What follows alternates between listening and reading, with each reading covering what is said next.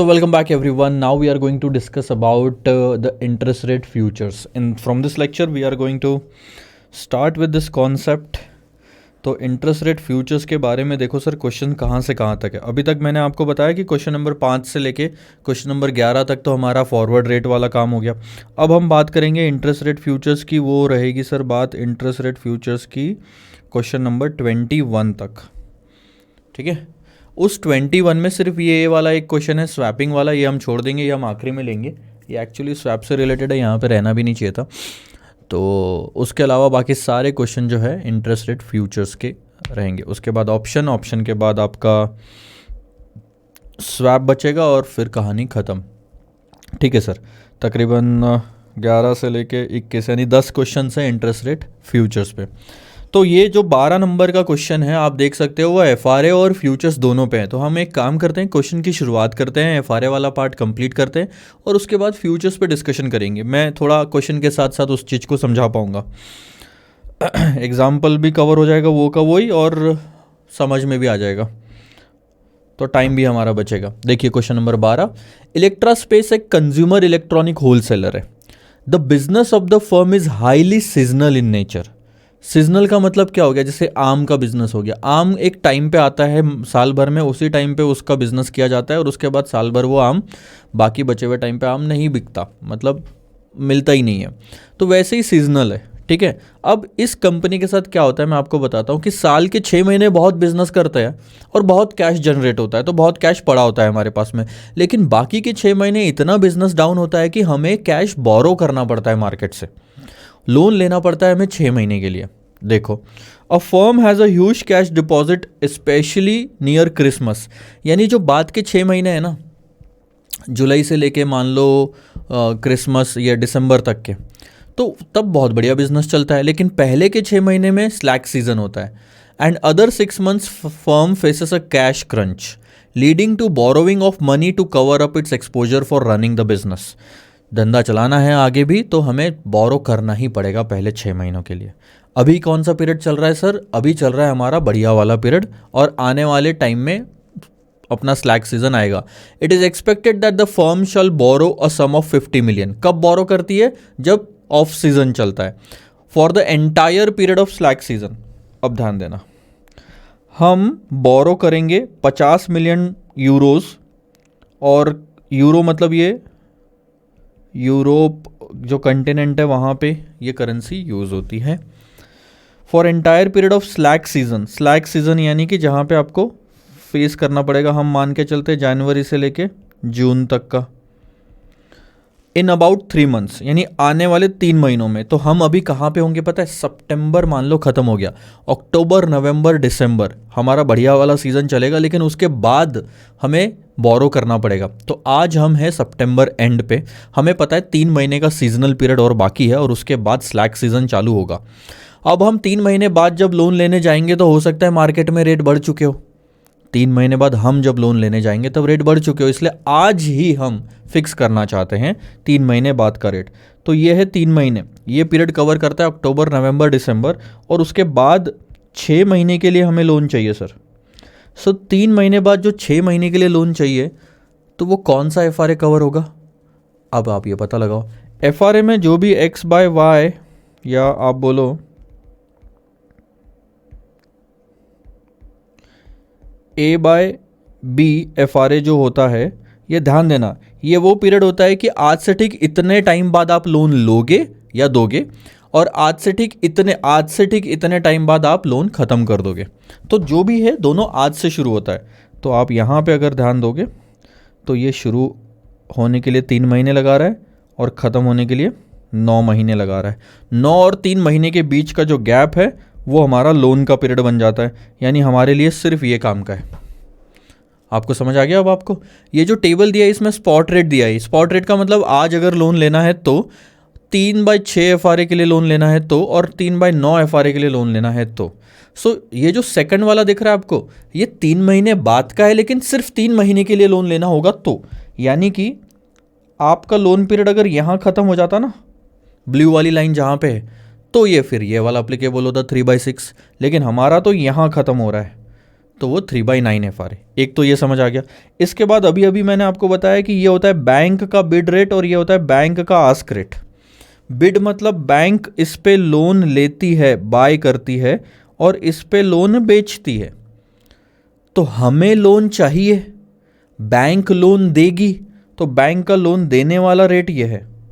ये ध्यान रखना, ये जो रेट्स होते हैं हमेशा बैंक के एंगल से होते हैं, हमारे एंगल से नहीं। बहुत बच्चे यही करते हैं, हमको बाय करना है तो हमारा रेट ले लिया, बिड रेट ले लिया। बिड बैंक के एंगल से होता है। तो एक चीज़ समझना, हमको बोरो करना है तो बैंक को लेंड करना है, बैंक का लेंडिंग रेट ज़्यादा ही रहेगा, 5.94% आस्क वाला रेट। ठीक है, तो आपको पता है 50% प्रॉब्लम सॉल्व हो जाती है। बच्चों को पहले तो यही नहीं पता 3 में से कौन सा रेट उठाऊं, और उसके बाद भी बिड या आस्क में से कौन सा उठाऊं। यहाँ तक पहुँचने में ही गलती होने के चांसेस रहते हैं। 50% बच्चे या तो ये 5.64 ले लेंगे या तो फिर ये 3/6 FRA में से कुछ भी उठा लेंगे, तो वहीं गलती हो जाएगी। तो ये कॉन्सेप्चुअल नॉलेज है सर। ठीक है, अब करेक्ट रेट तो पता चल गया, ये तो सिर्फ शुरुआत है। अब आगे देखो क्या करना है। हम बैंक के साथ एग्रीमेंट कर लेंगे आज ही कि 3 महीने बाद आके हम 5.94% पे लोन उठा लेंगे। ठीक है, अब होगा क्या? ये जो लाइन लिखी है ये पूरा फ्यूचर्स के लिए है, तो हम ये बाद में पढ़ेंगे। पहला पार्ट देखो क्या सॉल्व करना है। How an FRA shall be useful if actual interest rate after 3 months turn out to be this. ये स्पॉट रेट है मार्केट में, जो सबसे पहला वाला क्वेश्चन देखा था आपने FRA का, एग्जैक्टली वही है। बस एक चीज ध्यान देना, वो FRA किस तरह से यूजफुल है पूछ रहा है, वो ये नहीं बोल रहा है कि सेटलमेंट निकालो। वो सिर्फ ये पूछ रहा है कि हेजिंग किस तरह से हो सकती है ये बताओ। तो इस क्वेश्चन में आपको डिस्काउंटेड किया हुआ नहीं मिलेगा, क्योंकि क्वेश्चन का पर्पस इंपैक्ट निकालना नहीं है FRA का। FRA का इंपैक्ट मत निकालो, FRA किस तरह से हेजिंग पर्पस के लिए इस्तेमाल किया जा सकता है वो बताओ। तो हमें अल्टीमेटली ये बताना है कि देखो हमारी कॉस्टिंग जो है वो 5.94 के ऊपर नहीं जाएगी, जो हम 3 महीने पहले ही डिसाइड कर चुके थे। ध्यान देना।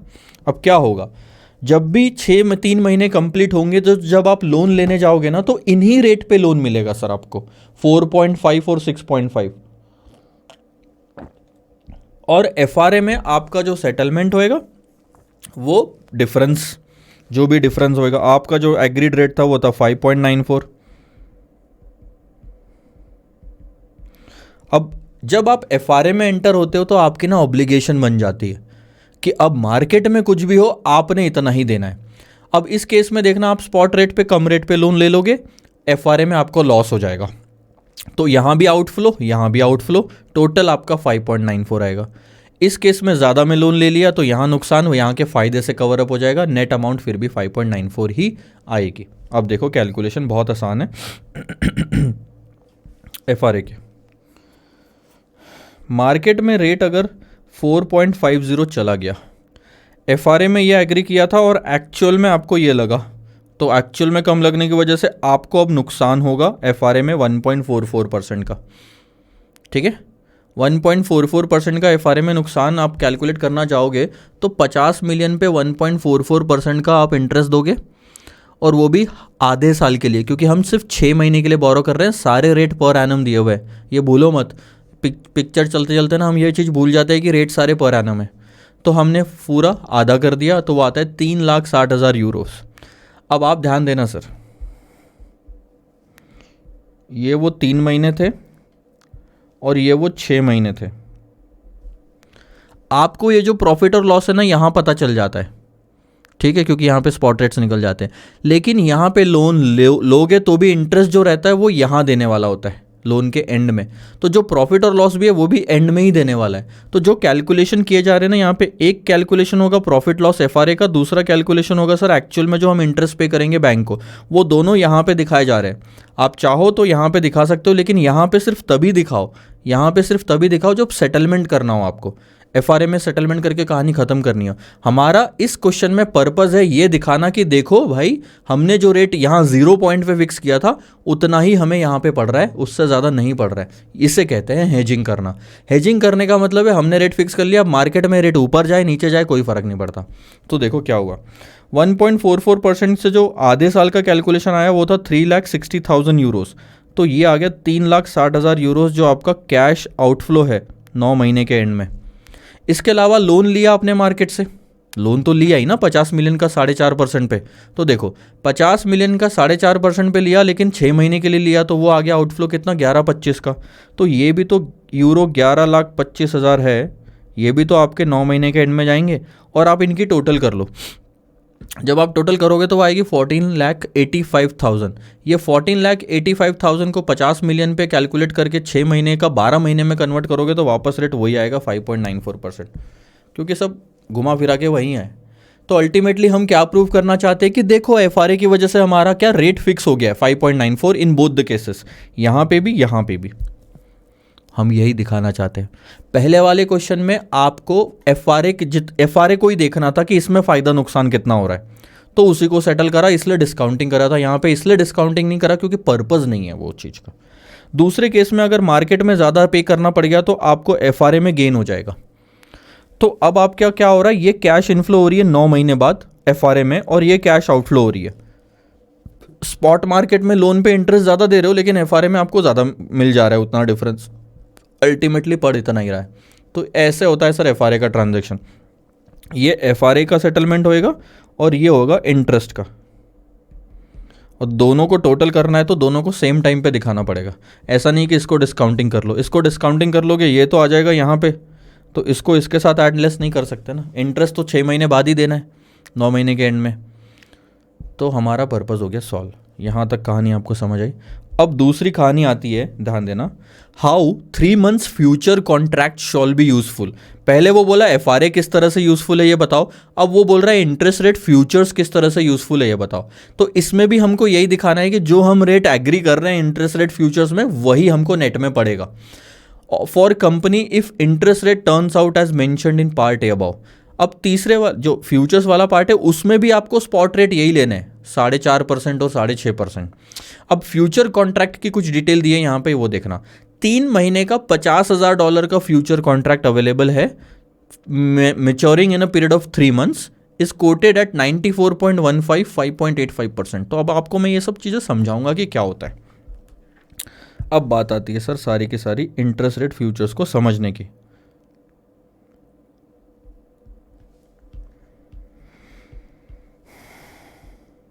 ज़्यादा ही बड़ा हो गया ये तो।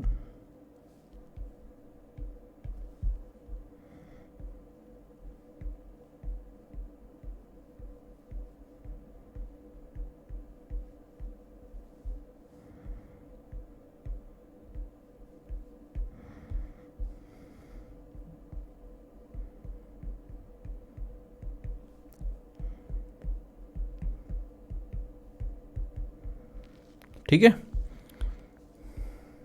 वापस आ जाए मुद्दे पे।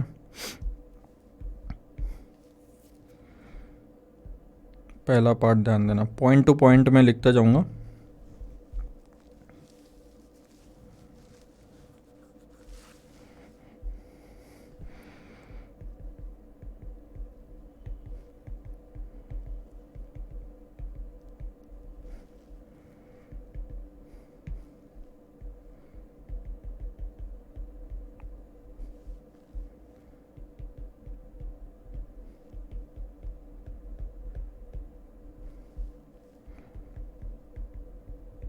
सबसे पहली चीज़ और डिफरेंस समझो फॉरवर्ड के कंपैरिजन में, ये एक्सचेंज ट्रेडेड होता है। फॉरवर्ड रेट एग्रीमेंट में एक नुकसान है डिफ़ॉल्ट का। बैंक के साथ जो आप एग्रीमेंट करते हो और जब आपको नुकसान होता है तो हो सकता है आप डिफ़ॉल्ट कर दो, और इनफैक्ट बैंक के साथ नहीं करा किसी और पार्टी के साथ करा तो सामने वाली पार्टी डिफ़ॉल्ट कर देगी जब आपका फ़ायदा होने वाला रहेगा, क्योंकि उसका नुकसान है। तो ऐसे में फ्यूचर्स में डील करना ज़्यादा फ़ायदेमंद है, क्योंकि ये एक्सचेंज ट्रेडेड है और यहाँ मार्जिन देना पड़ता है, बिना मार्जिन के काम नहीं चलता। ठीक है, अब एक चीज़ यहाँ से समझ आ जानी चाहिए कि अगर ये एक्सचेंज ट्रेडेड है तो सब कुछ एक्सचेंज फिक्स करता है और यहाँ लिमिटेड ऑप्शंस अवेलेबल होते हैं। ऐसा ओपन नहीं है कि दो लोग मिलकर कुछ भी डिसाइड कर ले, कस्टमाइजेशन कम होता है।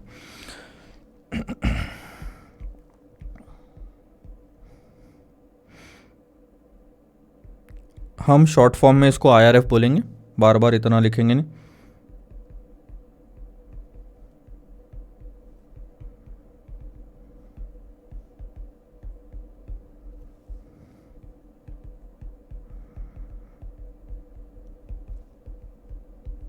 ध्यान देना, पढ़ो। Interest rate futures is based on the prices of bonds and not on the interest rate. बहुत लोगों को लगता है कि इंटरेस्ट रेट फ्यूचर का असेट क्या होगा, तो इंटरेस्ट रेट नहीं सर, असेट क्या है, प्राइस ऑफ द बॉन्ड। मैं फिर से लिख रहा हूं,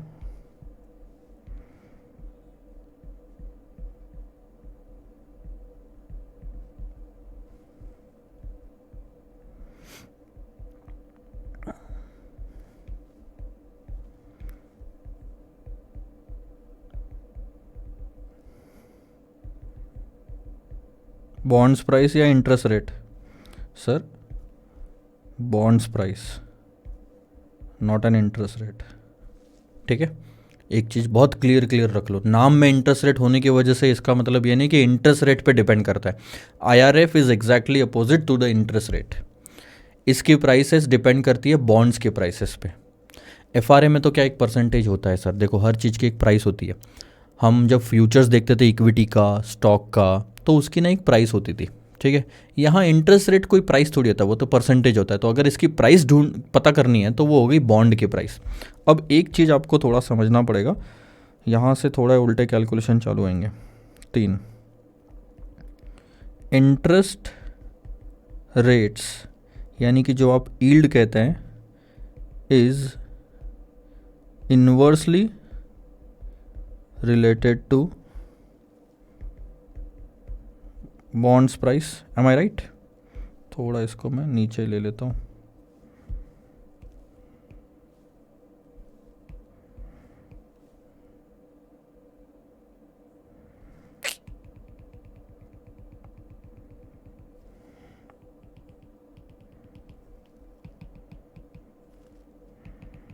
चलो अगली लाइन में लिख लेते हैं।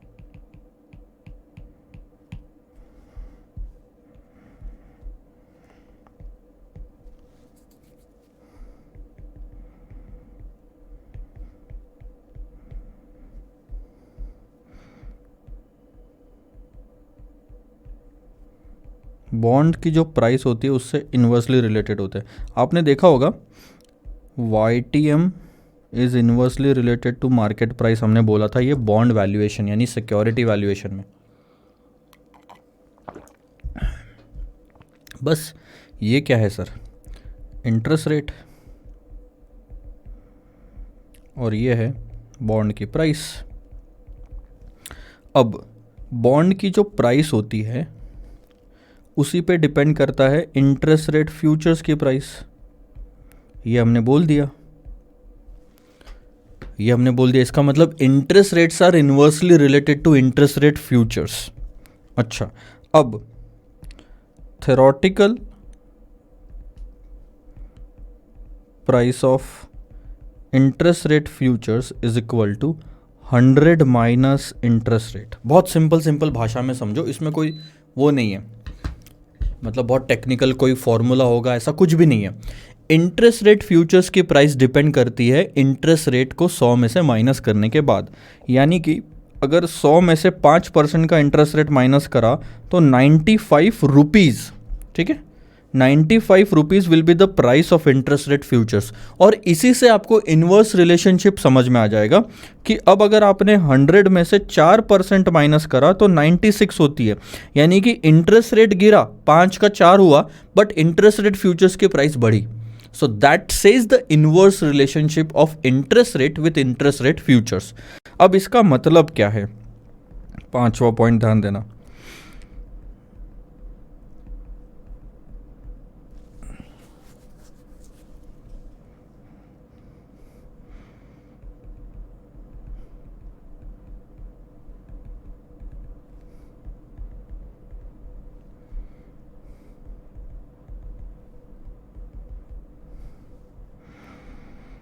अब सबसे पहले मैं ले लेता हूं कि मान लो बंदा है बोरोवर, लोन लेने वाला।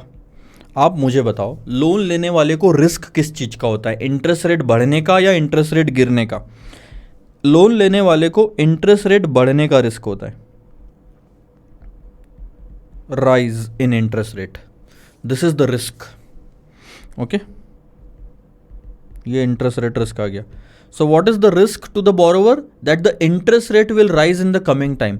और अगर इंटरेस्ट रेट बढ़ने वाले हैं तो इसका मतलब इंटरेस्ट रेट फ्यूचर्स या बॉन्ड की प्राइसेस गिरने वाली है।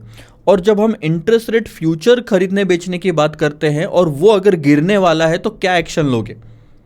क्या एक्शन लोगे? इस प्राइस पे वो है आज 95 पे, कल जाके वो 92 भी हो सकता है गिरा तो 95 पे बेचना पसंद करोगे या खरीदना? हायर प्राइस है सर, हायर प्राइस पे हम बेचेंगे और मेचोरिटी पे इसको बाय बैक कर लेंगे ताकि हमें फायदा हो। So this is what the action that you have to take, exactly opposite. अगर आपको डर है कि इंटरेस्ट रेट बढ़ने वाले हैं, इसका मतलब इंटरेस्ट रेट फ्यूचर्स गिरने वाले हैं, इसलिए अच्छा है कि आप हायर प्राइस पे इंटरेस्ट रेट फ्यूचर्स को बेच दो। वही चीज होती है एग्जैक्टली अपोजिट इन्वेस्टर के लिए। इन्वेस्टर को क्या डर होता है कि इंटरेस्ट रेट गिरेंगे फ्लोटिंग रेट में, सो उसको डर होता है फॉलिंग इंटरेस्ट रेट। और अगर इंटरेस्ट रेट गिरने वाले उसको ऐसा लगता है तो इसका मतलब इंटरेस्ट रेट फ्यूचर्स की प्राइस बढ़ने वाली है।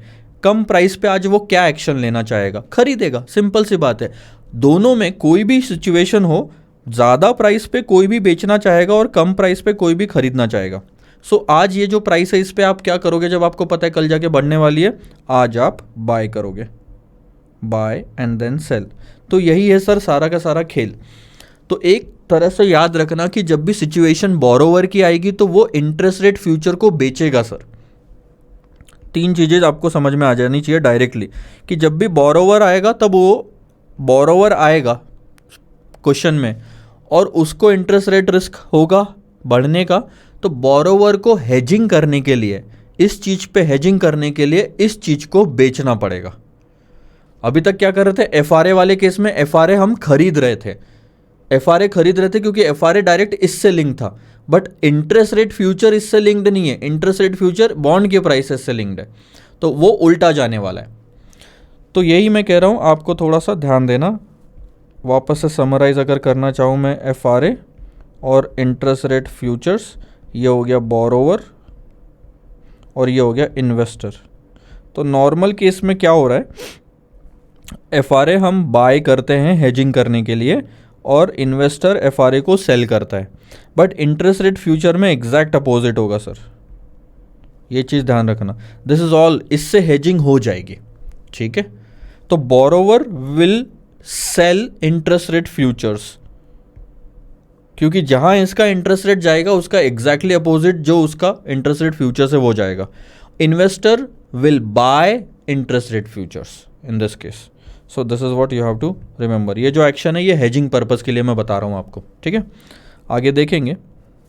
अब आप एक और पॉइंट नोट कर लो कि इंटरेस्ट रेट फ्यूचर्स क्योंकि एक्सचेंज पे ट्रेडेड होता है तो इसकी ना एक स्टैंडर्ड लॉट साइज होती है, स्टैंडर्ड लॉट साइज होती है, वो होती है 2000 फ्यूचर्स की।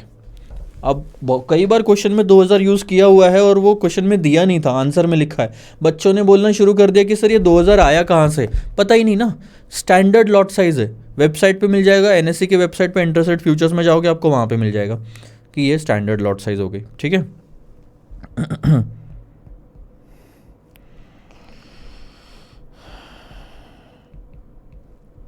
अब और क्या कर सकते हैं? Number of contract to hedge.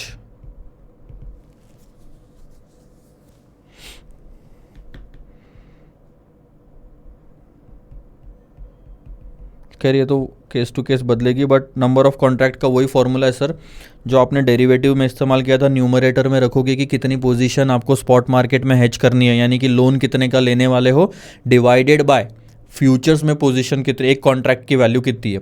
अब एक interest rate futures multiplied by 2000 करोगे तो एक लॉट की प्राइस आती है, वो एक लॉट की, और उसके बाद बाय नंबर ऑफ कॉन्ट्रैक्ट करोगे तो वो पूरे लॉट का आएगा। चलो देखेंगे क्या करना है वो तो, और तो मुझे लगता नहीं है कुछ और ख़ास बताना चाहिए आपको।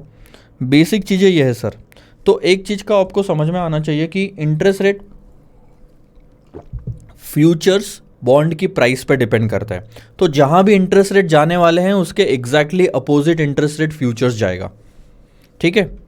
Borrower normally interest rate futures को बेचेगा हेजिंग करने के लिए और बाद में खरीदेगा, ठीक है। इस क्वेश्चन में क्या हुआ है थोड़ा ध्यान देना। इस क्वेश्चन में भी हम 6 महीने में, 3 महीने बाद 6 महीने का 6 महीने में बोरो करना चाहते हैं। हमें डर है कि जब हम बोरो करने जाएंगे 3 महीने बाद तो इंटरेस्ट रेट बढ़ जाएगा। तो अब इंटरेस्ट रेट फ्यूचर्स के साथ हेजिंग करनी है, कैसे करोगे? उसको आज बेच के। बहुत सिंपल सी बात है कि आज अगर 5% रेट है और 95 रुपीज़ IRF का प्राइस है, आपको डर है इसके बढ़ने का, लेट से वो 7% हो गया, तो इंटरेस्ट रेट फ्यूचर्स तो गिर जाएगा ना, वो हो जाएगा 93। तो बताओ आपका इसको बेच के फ़ायदा नहीं हुआ? पहले आपने बेचा 95 पे बेचा, तो अब 93 पे खरीद रहे हो, 2 का फ़ायदा हो रहा है। बस यही चीज़ आपको यहाँ पे दी है, ध्यान देना। 3 महीने का 50,000 यूरोस का कॉन्ट्रैक्ट है। Future contract maturing in a period of 3 month is quoted at this price. अब आपको समझ में आया? ध्यान देना, 100 में से 5.85 माइनस करोगे तो 94.15 आता है, यानी कि 94.15 पे आप फ्यूचर्स को बेचोगे क्योंकि आप बोरोवर हो इस क्वेश्चन में, और आपको डर है कि ये रेट बढ़ने वाला है, इसका मतलब इसकी प्राइसेस गिरने वाली है। तो अगर ये 94.15 गिरने वाला है तो इसे बेच के मैं पैसा कमाऊँ ना। अब एक और चीज़, अब मैं इस क्वेश्चन की बात कर रहा हूँ, 3 महीने का ये पीरियड है और उसके बाद 6 महीने के लिए हमें लोन चाहिए। अब आपको जो लोन चाहिए ना वो 50 मिलियन का चाहिए 6 महीने में, 6 महीने के लिए, ये क्वेश्चन में लिखा है, ठीक है। और आप जब, ये तो स्पॉट मार्केट में जो आप बोरो करने वाले हो, अब जब मैं IRF की बात करूँ तो इस चीज़ को मुझे हेजिंग करना है क्योंकि यहाँ पे मेरे को ज़्यादा इंटरेस्ट रेट लग सकता है ऐसा लग रहा है, तो इसकी मैं इंटरेस्ट रेट फ्यूचर की मदद से हेजिंग करना चाहता हूँ। तो आज इंटरेस्ट रेट फ्यूचर्स में क्या करूँगा? सबसे पहले तो आपका ये क्लियर हो गया कि आपको बेचना है, तो कितने का? लेकिन क्वेश्चन दूसरा आता है, क्या 50 मिलियन के लिए 50 मिलियन का फ्यूचर्स बेच दूँ? चलेगा?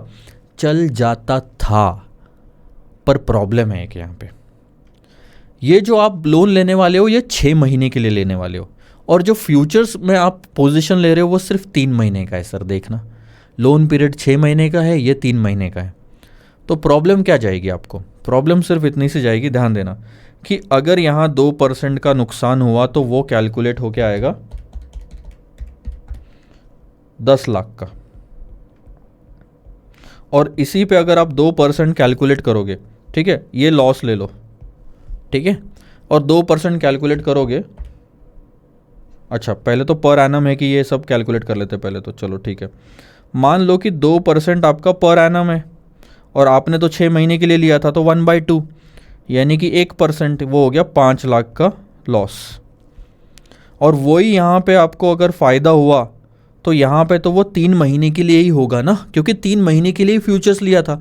तो 2% तो साल का रेट है, 3 महीने के लिए कितना हुआ? 0.5 होएगा सर 2.5 लाख का प्रॉफिट। तो अभी भी आपका 2.5 लाख का लॉस बना रहेगा। तो ये हेजिंग कहाँ से हुई सर? नहीं हुई ना। यहाँ का हेजिंग का मतलब क्या हो गया कि यहाँ अगर लॉस होने वाला है तो यहाँ प्रॉफिट हो जाए, मेरा नेट ऑफ हो जाए, और यहाँ प्रॉफिट यहाँ के लॉस से, यहाँ का लॉस यहाँ के प्रॉफिट से, या यहाँ का प्रॉफिट यहाँ के लॉस से, नेट ऑफ होके जीरो आना चाहिए। आ रहा है क्या? नहीं आ रहा है। रीज़न बताऊँ क्यों? सिर्फ एक ही चीज़, ये 6 महीने के लिए 50 मिलियन था और आपने सिर्फ 3 महीने के लिए 50 मिलियन लिया इंटरेस्ट रेट फ्यूचर्स में। अब ये तो 3 महीने का ही कॉन्ट्रैक्ट है, इसे तो नहीं छेड़ सकते, लेकिन यहाँ पोजीशन तो हम ज़्यादा ले सकते हैं। अगर टाइम कम हुआ है तो पोजीशन बढ़ा दो। कैसे कैलकुलेट करोगे? 6 महीने डिवाइडेड बाय 3 महीना, डबल कर दो इस पोजीशन को। देखो अगर आप इस पोजीशन को डबल कर देते हो तो ये 100 मिलियन हो जाते हैं। 100 मिलियन पे 0.5 अगर आप कैलकुलेट करोगे तो वो एग्जैक्टली आपका आएगा 5 लाख। हो गया ना जीरो, क्योंकि 3 महीना था, आधा ही टाइम था। बस एग्जैक्टली यही चीज़ यहाँ पे आंसर में किया गया है।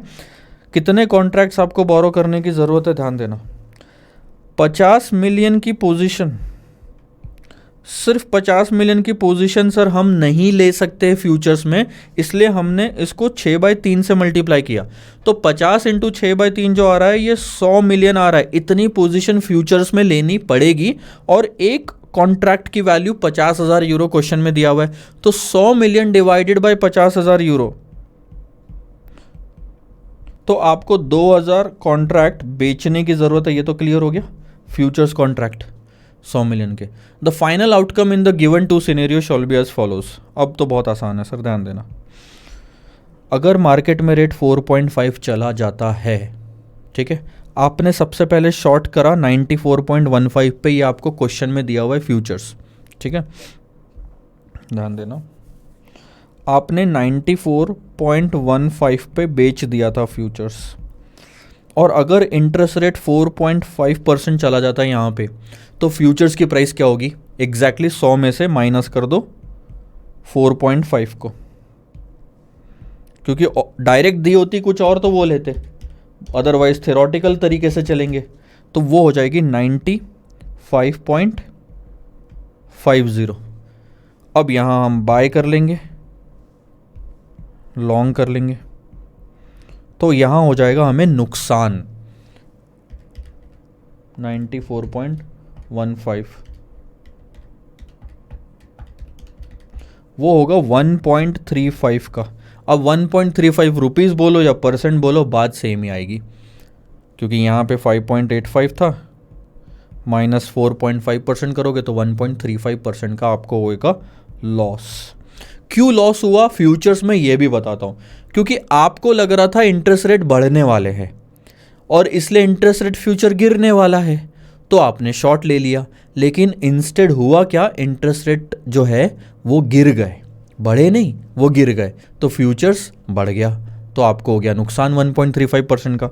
ध्यान देना, 1.35% का 100 मिलियन पे कैलकुलेट करोगे आप, क्योंकि फ्यूचर्स में आपने 100 मिलियन की पोजीशन ली थी, लेकिन सिर्फ 3 महीने के लिए कैलकुलेट करोगे वो, ठीक है।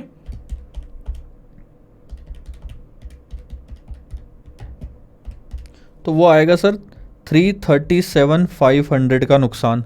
तो ये आपका बन गया कैश आउटफ्लो, मानते हो इस बात को? इसके ये तो हो गया सर फ्यूचर्स का, बट स्पॉट मार्केट में लोन तो लिया ही होगा ना आपने, लोन लिया होगा, तो लोन जो है, लोन तो आपने जो मार्केट में रेट है उस पर लिया होगा 4.5%, और कितने का? जितनी ज़रूरत थी, 50 मिलियन, कितने टाइम के लिए? 6/12। तो इसमें कितना आउटफ्लो आएगा?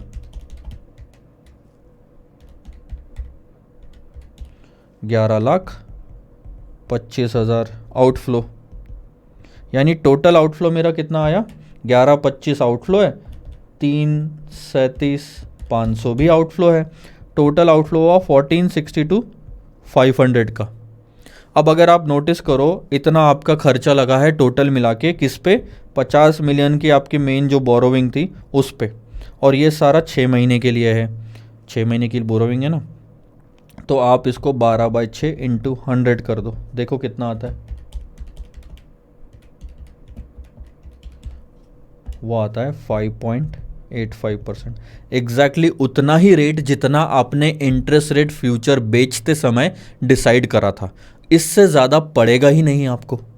दूसरे केस में क्या हो जाएगा, जब 6.5 चला जाएगा यहाँ पे रेट, तो यहाँ आपको गेन आ जाएगा लॉस के बजाय, यहाँ ज़रूर गेन आ जाएगा, लेकिन यहाँ 6.5 देना पड़ जाएगा। इन दोनों की फिर से टोटल करोगे नेट करके तो 14,62,500 ही आएगी। अब देखो प्रेजेंटेशन, ये समझो बात को, ये सेल किया था 94 पे, बाय किया आपने 95.50 पे। कैसे निकाला 95.50? सर जो भी इन मार्केट में रेट चल रहा है उसको 100 में से माइनस कर दिया, तो ये आपका लॉस आ गया, बिना ब्रैकेट के दिया है तो लॉस है। ये तो कैश पेमेंट आपको 337,500 का करना पड़ेगा, फिर जो एग्जैक्टली लोन लिया उसका भी तो पेमेंट करोगे, तो ये 14,62,500 हो गया। यहाँ पे आपको ये गेन हो गया, बट यहाँ ज़्यादा पे करना पड़ गया 16,25,000, उसमें से 1,62,500 का गेन माइनस कर दो, फिर से उतना ही कॉस्ट आपको 5.85 पड़ रही है। बताना क्या था हमें कि देख लो भाई, इंटरेस्ट रेट फ्यूचर्स लेके भी हम इतना इंश्योर कर चुके हैं कि 5.85% से ज़्यादा हमको पेमेंट करना ही नहीं पड़ेगा, ये हमने स्टार्टिंग में डिसाइड कर लिया था। So in both the cases, FRA हो या फ्यूचर्स हो, FRA हो या फ्यूचर्स हो, हम रेट को फिक्स कर लेते हैं और उतना ही हमारा कॉस्ट होता है। बुरी बात ये होती है कि हमारा फ़ायदा भी मार्केट में अगर होता रहा ना, तो भी हमें फ़ायदे वाली सिचुएशन का एक्स्ट्रा फ़ायदा मिलता नहीं है, मतलब हमें वहाँ पे फ्यूचर्स में और फॉरवर्ड में दोनों में लॉस भरना पड़ जाता है। ऑप्शंस जब आप स्टार्ट करोगे तब आप देखना कि इसमें आपको फ़ायदा होता है, ये लॉस भरने की ज़रूरत ही नहीं है, क्योंकि आप ऑप्शन एक्सरसाइज ही नहीं करते वहाँ पर। चलो ठीक है, यहाँ तक तो कहानी ख़त्म हुई। ये वाला आप थोड़ा सा होमवर्क ले लो, सेम क्वेश्चन है जैसा अभी हमने क्वेश्चन नंबर 12 देखा, अब मैं क्वेश्चन नंबर 14 देखते हैं। इंटरेस्ट रेट फ्यूचर्स के क्वेश्चन काफ़ी आसान है सर आगे के। ये वाला ही क्वेश्चन देख लो अब क्या है। ये मार्जिन वाला है, बहुत आसान सा क्वेश्चन है, ख़त्म कर दूंगा फटाक से। एक ट्रेडर है जिसने एक्सपेक्ट किया कि long term interest rate rise होने वाले। अब आप मुझे बताओ ये बोरोवर है कि इन्वेस्टर है? ये बोरोवर है सर, क्योंकि बोरोवर को डर होता है इंटरेस्ट रेट के बढ़ने का। ठीक है, तो इसका मतलब इंटरेस्ट रेट फ्यूचर्स गिरने वाले हैं, और ऐसे टाइम पे आप इंटरेस्ट रेट फ्यूचर्स को बेचोगे पहले और बाद में खरीदोगे। He decides to sell interest rate future. दे दिया, नहीं भी दिया होता तो भी आपको समझना चाहिए कि क्या करना है। As he shall benefit from falling future prices. Trading की जो डेट है 5 अक्टूबर को उसने ट्रेडिंग शुरू की फ्यूचर्स में। फ्यूचर्स की जो डिलीवरी डेट है वो है 1 दिसंबर 2019 की। अब आप 5 अक्टूबर से पूरा अक्टूबर लोगे तो कितने दिन बचे? 26 दिन, क्योंकि 31 होता है उसमें। नवंबर लोगे तो 30, और दिसंबर लोगे तो अक्टूबर नवंबर 56 दिन ही तो है। अच्छा 2 साल है भाई। चलो मतलब इसमें ऐसा कुछ कैलकुलेशन नहीं आएगा, मैं फालतू थोड़ा एक्साइटेड हो रहा था। 2 साल का गैप है। करंट फ्यूचर की जो प्राइस है इस पे आपने बेच दिया। स्टार्ट तो इसी से करोगे ना। आज आपने 93.50 पे फ्यूचर्स बेच दिया। फ्यूचर्स की जो यील्ड है वो है 7.36%। लॉट का साइज जो है वो है 2000। एक फ्यूचर 93 में बेचा और एक कॉन्ट्रैक्ट में इतने फ्यूचर्स बेचे, और टोटल आपने 250 कॉन्ट्रैक्ट बेचे। सोचो तो सही, 93.50 का एक, और 2000 से मल्टीप्लाई करते ही एक कॉन्ट्रैक्ट, और 250 से मल्टीप्लाई करते ही टोटल इतना आपने बेच दिया। शॉर्ट पोजीशन क्रिएट कर ली। ये बेचा on December 17।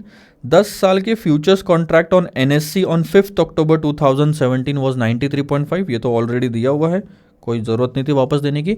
Show daily mark to market transaction due to changes in the future prices. बहुत सिंपल है, पहले बेचा है तो अगली प्राइस पे खरीदोगे और सेटल कर लोगे, फिर अगली प्राइस पे खरीदोगे, सेटल कर लोगे। तो ऐसे शॉर्ट सेल पोजीशन चलता रहेगा।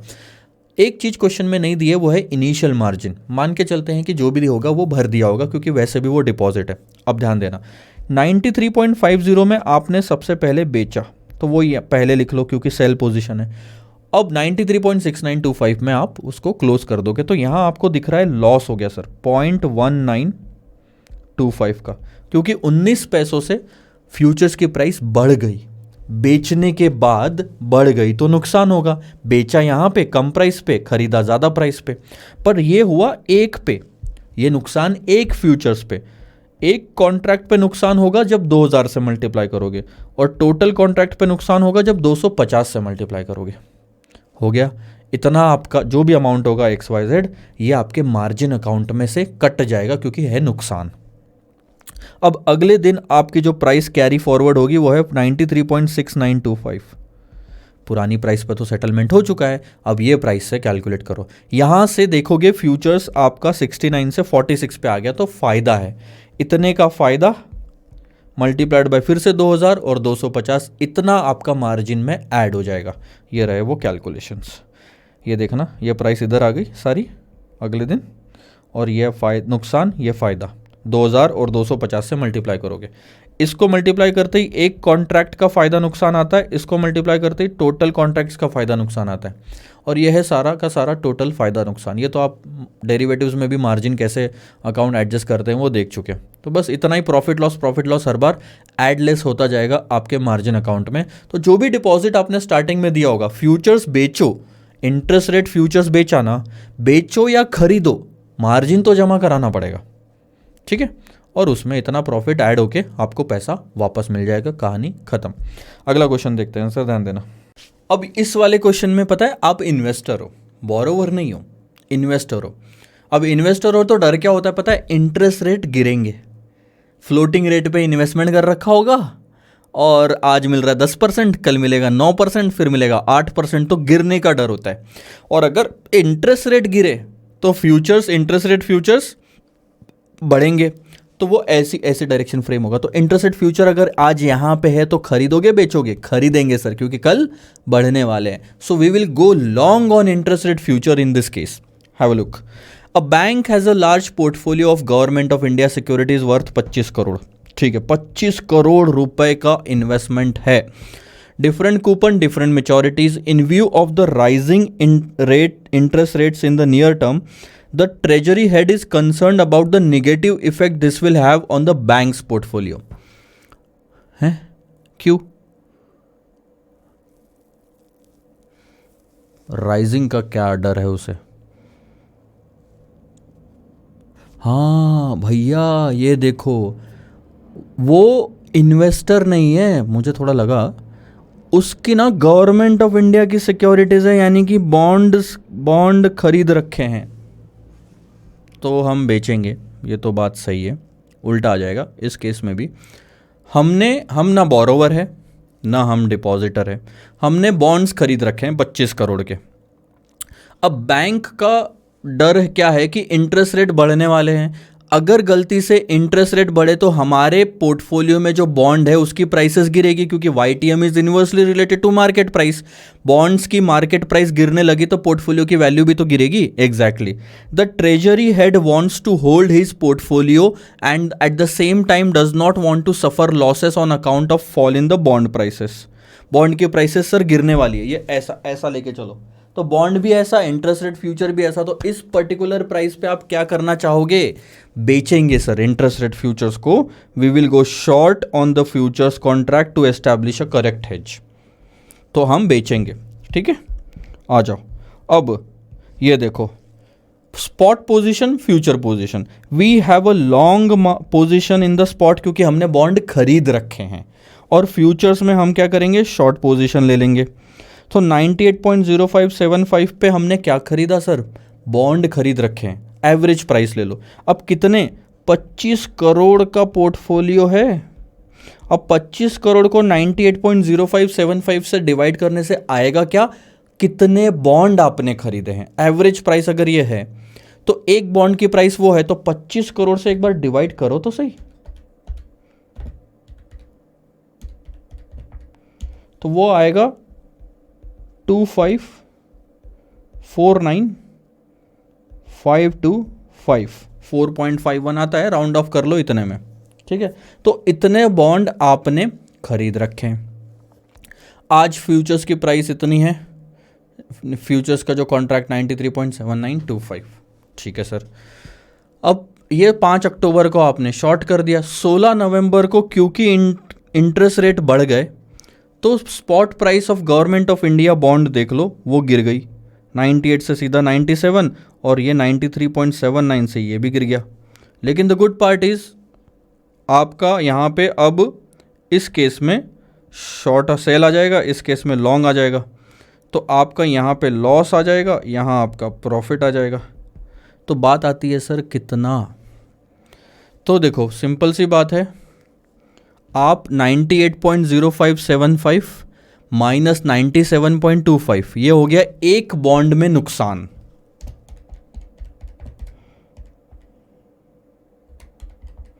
वो आता है 0.8075, तो टोटल बॉन्ड में कितना होगा वो निकल जाएगा।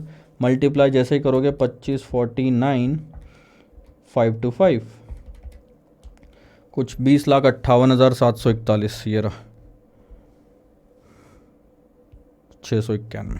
अब यहीं से समझा देता हूँ, ध्यान देना। ये बॉन्ड्स है, लॉन्ग पोजीशन है, ये प्राइस थी 25 करोड़ था, तो इतने बॉन्ड्स आपने खरीद रखे थे। आई बात समझ में? अब यहाँ पे देख लो जब हेजिंग करने की बारी आई थी फ्यूचर्स की, तो आपने कितने कॉन्ट्रैक्ट लिए थे। यहाँ पे आपको कुछ चीज़ें समझनी बहुत ज़्यादा ज़रूरी है, ध्यान देना। सेम टाइम पीरियड है दोनों का, बॉन्ड का और फ्यूचर्स का। तो हम क्या करेंगे, नंबर ऑफ कॉन्ट्रैक्ट जो हमने इस पॉइंट पे फ्यूचर्स के बेचे, कैसे निकालोगे? बहुत सिंपल सर, 25 करोड़ के पोर्टफोलियो को हेज करना है, तो बीटा शीटा तो कुछ यहाँ पे है नहीं, ना टाइम पीरियड दिया 6 महीने 3 महीने की हम डबल कर सके, डिवाइडेड बाय, ठीक है, ध्यान देना 93.7925, ये एक फ्यूचर्स की प्राइस है। एक कॉन्ट्रैक्ट में 2000 फ्यूचर्स होते हैं, क्वेश्चन में नहीं दिया है, लेकिन एक लॉट में 2000 होते हैं, ये फिक्स्ड है सर। तो इससे आपको नंबर ऑफ कॉन्ट्रैक्ट्स पता चल जाएंगे, वो आते हैं 1333 एवरेज। ये देखो सबसे आखिरी में देखे 25 करोड़ इंटू 1, 1 क्या है, रिस्क टू बी हेज्ड। अब यहाँ पे थोड़ा करेक्शन करना, ये मल्टीप्लाई होना चाहिए था, माइनस नहीं, तो ये मल्टीप्लाई होगा। रिस्क टू बी हेज्ड 1, एक कॉन्ट्रैक्ट की वैल्यू 93.79 इंटू 2000, तो इतना आता है, राउंड ऑफ करोगे 1333। अब आप यहाँ पे आ जाओगे वापस, तो आपने कितने कॉन्ट्रैक्ट्स बेचे, 1333 इंटू 2000 इंटू 93.7925। तो शॉर्ट पोजीशन जो फ्यूचर में ली है आपने वो है 25 करोड़ 50 हज़ार की, थोड़ी ज़्यादा हो गई ना क्योंकि डेसिमल में आया था, तो ये थोड़ी सी ओवर एजिंग हो गई। सो इस पोजीशन को बचाने के लिए हमने इतनी पोजीशन शॉर्ट ले ली फ्यूचर्स में। देखो इधर लॉन्ग थी, उधर फ्यूचर्स में लो, अब दोनों गिरेगा तो यहाँ नुकसान और उधर फायदा हो जाएगा। देखो तो यहाँ तो नुकसान हो गया 20 लाख का, अब फ्यूचर्स 93.15 हो गया, ये रहा 93.15 यहाँ पे, तो 93.79 पे बेचा था, 15 पे आप वापस खरीद लो तो आपको गेन पता चल जाएगा। अब इन्होंने क्या किया, दिस मल्टीप्लाइड बाय 1333 इंटू आपने 2000 कर दिया, तो टोटल आज की वैल्यू पता चल गई। अब आप देखो 25 करोड़ 50 लाख रुपए में बेचा और 24 करोड़ 83,37,900 में बाय किया, तो आपका प्रॉफिट आ रहा है 17,12,905 का। तो आप देख सकते हो कि लॉन्ग पोजीशन जो बॉन्ड में थी उसमें 20 लाख का नुकसान हुआ, फ्यूचर्स की वजह से 17 का प्रॉफिट हुआ, तो जो हमारा नुकसान है वो सिर्फ 3,45,000 का बचा हुआ है। अब आप यहाँ पे बोल सकते हो कि सर हेजिंग की तो ज़ीरो आंसर आना चाहिए था। देखो हेजिंग तो करिए बट कंप्लीट हेजिंग नहीं करी। क्यों नहीं हुई कंप्लीट हेजिंग, क्योंकि जो बॉन्ड की प्राइसेस में गिरावट है वो एग्जैक्टली फ्यूचर की प्राइसेस में गिरावट से मैच नहीं करती। अगर ये 1% से गिरा है तो वो कुछ और से गिरा है, दोनों अगर एग्जैक्ट सेम इससे गिरते तो प्रॉफिट लॉस भी बराबर आता। तो यहाँ बीटा वीटा भी कुछ दिया हुआ नहीं है जिससे हम पता लगा लेते। तो जो प्राइसेस में चेंज है ना बॉन्ड की और फ्यूचर्स की, वो मैच नहीं करती। 2% से गिरा, 3% से गिरा, ऐसा नहीं, एक कोई और रेट से गिर रहा है, एक कोई और रेट से गिर रहा है, इसलिए। बट नेवरदलेस हमने नुकसान तो कम किया। आप सोचो कि अगर आप ये पोजीशन लेते ही नहीं फ्यूचर्स की तो आपका नुकसान 20 लाख का हो गया होता अभी तक। कम से कम 20 लाख का नुकसान आपने 3.5 लाख पे लाया तो सही। इसी को हेजिंग बोलते हैं, ऑल्दो कंप्लीट नहीं हुई लेकिन हेजिंग बोलते हैं। अब आप यहाँ पे ध्यान देना, students note, you might say that the net gain or loss should have been zero. आप बोल सकते हो ये चीज़, क्योंकि हम हेजिंग कर रहे हैं तो जीरो होना चाहिए। Practically this is not possible because of the 2 reasons in this question. सबसे पहला रीजन, जो बॉन्ड में प्राइस में चेंज हुआ है that is not equal to the change in the price of the IRF।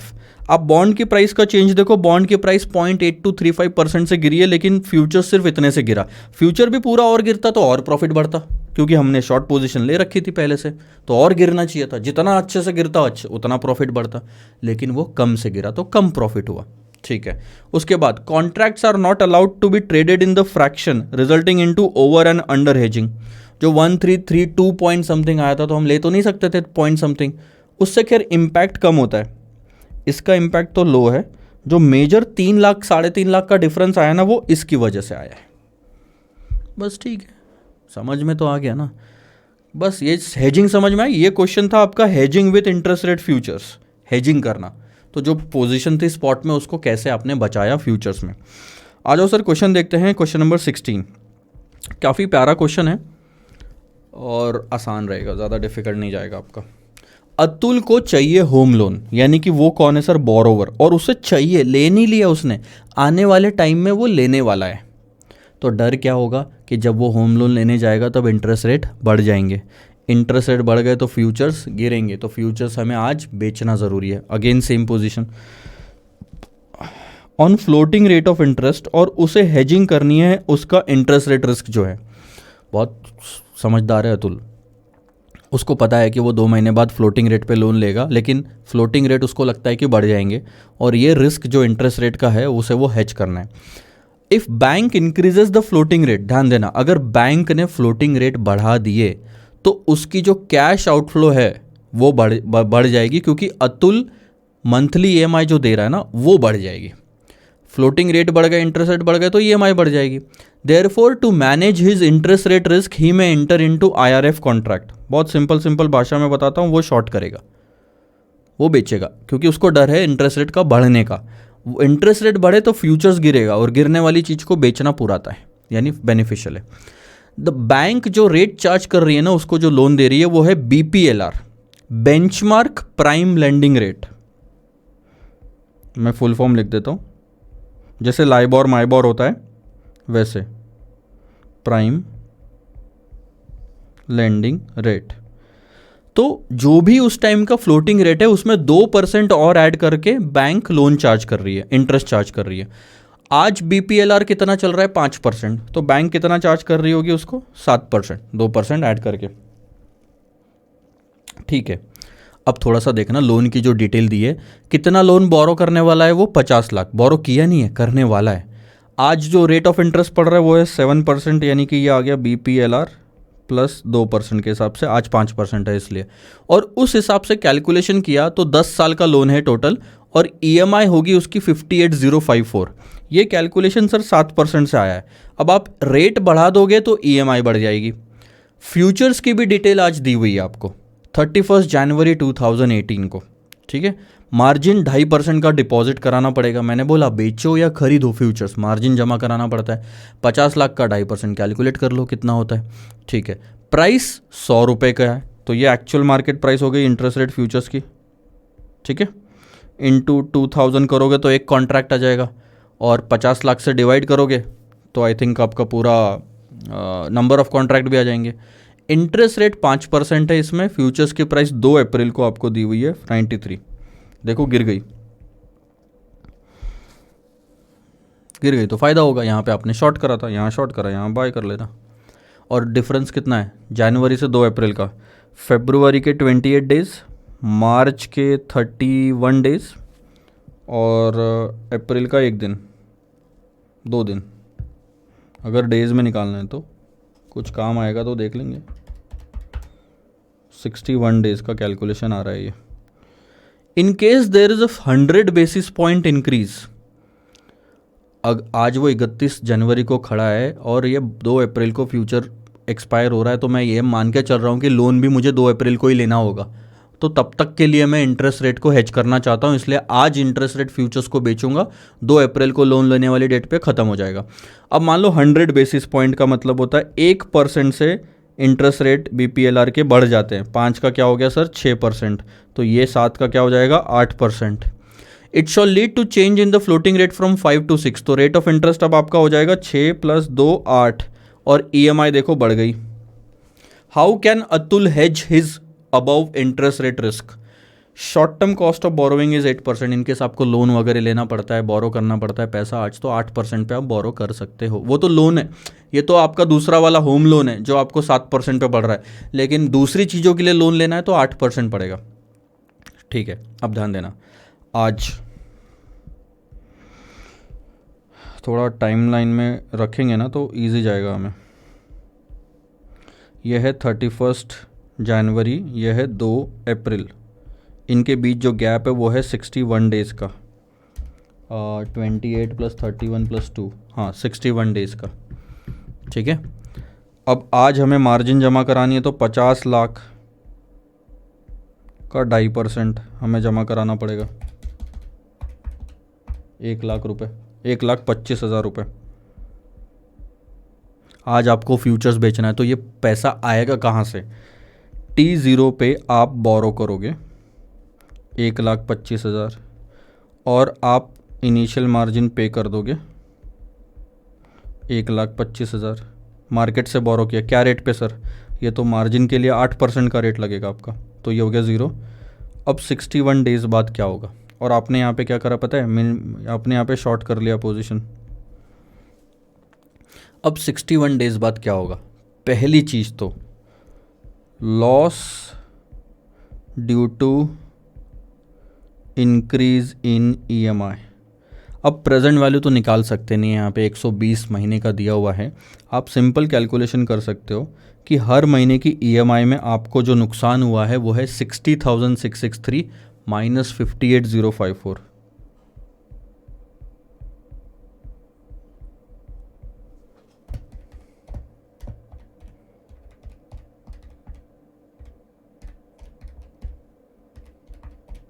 तो आपको टोटल नुकसान हुआ 3,13,080 का।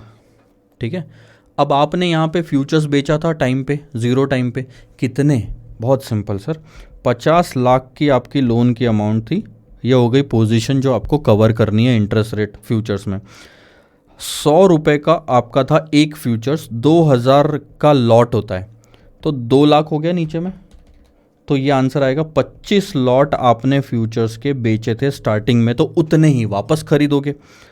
तो प्रॉफिट इन IRF, ध्यान देना, 100 रुपये पे बेचा था फ्यूचर्स, बाद में 2 अप्रैल को जब सेटलमेंट की बारी आई तो 93.21 हो गया, जिस पे हमने खरीद लिया होगा। ये एक फ्यूचर्स पे प्रॉफिट है, 100 में बेच के 93 में खरीदा, मल्टीप्लाइड बाय 2000 मल्टीप्लाइड बाय 25,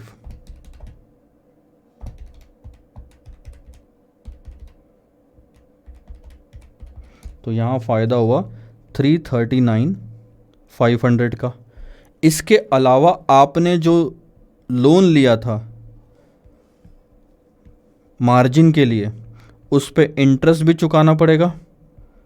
ध्यान देखना कि इस दिन आपको मार्जिन अमाउंट वापस मिल जाएगा, तो वो इनफ्लो हो गया, और आप प्रिंसिपल था वो तो बोरो किया हुआ था, वापस देना पड़ेगा, तो रीपेमेंट के टाइम पे प्रिंसिपल भी देना पड़ता है, तो वो मार्जिन आएगा 1,25,000 का जाएगा, तो वो इनफ्लो आउटफ्लो में काउंट ही मत करो, सिर्फ इंटरेस्ट ले लो उस पर। तो 1,25,000 आपने जो बोरो किया था उस पर 8% का इंटरेस्ट आता है 61/365 डेज के लिए, तो वो होता है कुछ 1671 रुपीज़ का। बस कर लो टोटल तीनों की, एक प्रॉफिट है बीच वाला, बाकी दोनों नुकसान है, आपकी यहाँ पे हेजिंग का नेट प्रॉफिट आ जाएगा। 50 लाख, ये 2 लाख, 25 कॉन्ट्रैक्ट समझ में आए। आपने शॉर्ट करे, क्यों शॉर्ट करे? इंटरेस्ट रेट बढ़ने वाला है, फ्यूचर्स गिरने वाले हैं, तो शॉर्ट करा। मार्जिन आपको पे करना था 1,25,000, तो उसके लिए बोरो करके आपने पे कर दिया। 61 डेज के बाद में ध्यान देना इन्होंने क्या कैलकुलेशन किया है, इन्होंने 2 महीना लिया है सीधा सीधा 1667, वैसे 61 डेज लेना चाहिए था, मार्च और अप्रैल, फरवरी और मार्च सिर्फ इतना लिया, चलो कोई बात नहीं। तो देखो ये है पहले की EMI, ये अभी की EMI, 120 से सीधा मल्टीप्लाई कर दिया, टाइम वैल्यू ऑफ मनी का कंसिडरेशन नहीं है, तो ये लॉस आ गया। और इस पे बेचा था फ्यूचर्स, इस पे खरीदा, 25 कॉन्ट्रैक्ट थे, तो ये प्रॉफिट, ये और ये net loss. This way we have reduce the risk of a loss. Had there been no hedging, अगर हम हेजिंग करते ही नहीं तो ये और ये होता ही नहीं, तो हमें नुकसान होता 3,13,000 का। अब कम से कम प्रॉफिट तो है 24,573 का, सो लॉस इतना होता। बस सिंपल सा तो क्वेश्चन था। वापस वही पोजीशन, यहाँ पे लॉन्ग है, यहाँ पे शॉर्ट है, तो बस बताओ क्या हुआ हेजिंग में। क्वेश्चन नंबर 17, ये हम थोड़ा सा पोस्टपोन करते हैं, ये एक्चुअली स्वैपिंग से रिलेटेड है, तो ये हम आखिरी वाले कॉन्सेप्ट में लेंगे। अब आते हैं सर क्वेश्चन नंबर 18 पे। अरे ये तो और भी आसान है भाई, ये तो मतलब बता रहा हूँ, या आप भी कर लोगे, थोड़ा सा दिमाग लगेगा बट कर लोगे यार। चलो देखते हैं क्वेश्चन नंबर 18। अच्छा, ये जो क्वेश्चन है ना आपका, ये क्वेश्चन थोड़ा एक और कॉन्सेप्ट को समझने के बाद करते हैं, क्योंकि वो कॉन्सेप्ट इसमें यूज़ होगा, तो हम थोड़ा सा ज्ञान और ले लेते हैं ना, अच्छा रहेगा। तो देखो अब मैं बात करता हूँ वापस से इंटरेस्ट रेट की। 2 लोग हैं, बोरोवर और ये इन्वेस्टर बोलो, डिपॉजिटर बोलो, जैसे भी आपकी मर्ज़ी है। इसको रिस्क होता है, हाँ, इंटरेस्ट रेट के बढ़ने का, ठीक है। इसको रिस्क होता है इंटरेस्ट रेट के गिरने का, और इस वजह से ध्यान देना, इस वजह से IRF जो है वो एग्जैक्टली अपोजिट रिएक्ट करता है। तो IRF गिरने वाला है, इस केस में बढ़ने वाला है। अब जो भी चीज़ है सर, दोनों सिचुएशन में बढ़ी हुई प्राइस पे ही हम बेचेंगे, तो हमने पोजीशन जो लेनी बनती है वो है यहाँ पे सेल, यहाँ पे बाय, यहाँ पे बाय, यहाँ पे सेल। तो आज जो पोजीशन लेंगे वो क्या होगी सर, हम यहाँ पे शॉर्ट करते हैं IRF। अब यहाँ से थोड़ा देखना, हम यहाँ पे शॉर्ट करते हैं IRF, थोड़ी जगह चाहिए थी।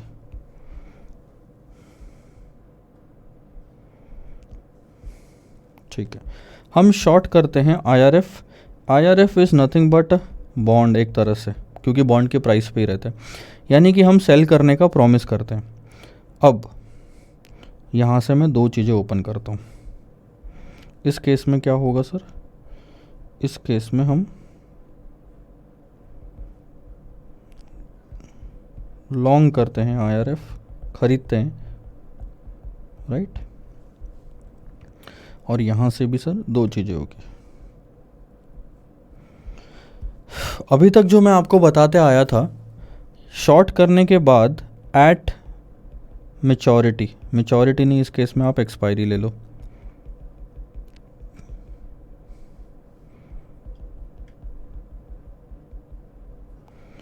एट एक्सपायरी फ्यूचर्स होते क्या हैं सर, ये नॉर्मली होते हैं कैश में सेटल्ड, इसको बोलते हैं कैश सेटलमेंट, इसको बोलते हैं कैश सेटलमेंट, ठीक है। और वो कैसा होता था, हमने शॉर्ट लिया था तो शॉर्ट माइनस लॉन्ग करके कोई भी जो भी आपका गेन और लॉस आता था ये हम सेटल कर लेते थे, ठीक है। इस केस में भी सेम चीज़ होती थी, लॉन्ग था पहले, ठीक है, हम बाद में शॉर्ट कर देते हैं, तो जो भी गेन और लॉस आएगा वो हम सेटल कर लेते थे। तो मोस्टली कैश में सेटलमेंट होता था, बचा कुचा पैसा। But there is one more thing that is possible in interest rate futures, that is called as physical delivery, that is called as physical delivery. यानी कि आपने बोला था आप बॉन्ड बेचोगे, तो यहाँ पे आपको सेल करना पड़ेगा बॉन्ड जो आपने प्रॉमिस किया था, और यहाँ आपको बाय करना पड़ेगा बॉन्ड। कौन सी प्राइस पे बाय और सेल करोगे, जो प्राइस पे आपने यहाँ प्रॉमिस करा था sir. Let's say for the sake of understanding the promised price was 100 rupees, in this case also, in this case also. अब मैं एक केस बताता हूँ क्योंकि कन्फ्यूजन हो जाएगा, दोनों साथ साथ में यहाँ से लूँगा। तो अब आपने 100 रुपये में बेचने का प्रॉमिस किया था, तो अब आप यहाँ पे बॉन्ड बेचो। लेकिन प्रॉब्लम क्या है कि जब मेचोरिटी एक्सपायरी आई है तो हमारे पास बॉन्ड है ही नहीं हाथ में। मैंने तो शॉर्ट करा था रिस्क हेज करने के लिए, मैं कौन सा बॉन्ड के लिए वो बॉन्ड का पोर्टफोलियो लेके बैठा था कि लो यार मेरे पास इतने सारे बॉन्ड है, इसमें से जो चाहिए वो ले लो। ऐसा नहीं है। Plus interest rate future exchange traded है, आपके हिसाब से नहीं चलता, तो आपके पास के बॉन्ड कोई काम के नहीं है।